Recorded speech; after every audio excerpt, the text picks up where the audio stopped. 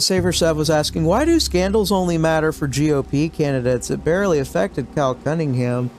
So I guess the two-word answer is Mark Robinson.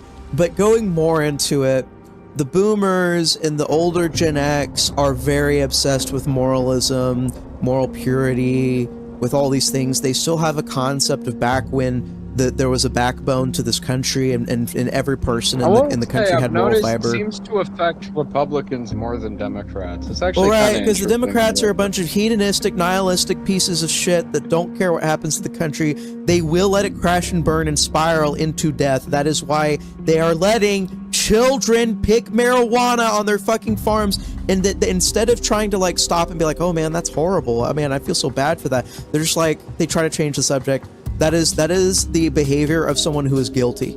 No, Democrats are just hedonists. They're fully degenerated. The only issue, and the reason why I've been banging about it this whole stream, the only issue Democrats pretty much care about, morally speaking, is when they can perceive a child is being harmed.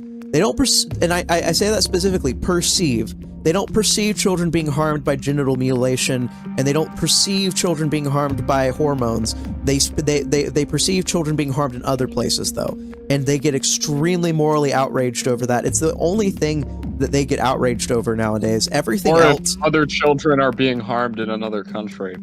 Yeah, that's when and any other issue domestically, they do not care. They're basically amoral beyond that. But Republicans and the young Republicans are becoming more amoral too. They're becoming amoral in a different sense. They're becoming atheistic and secular in a different sense.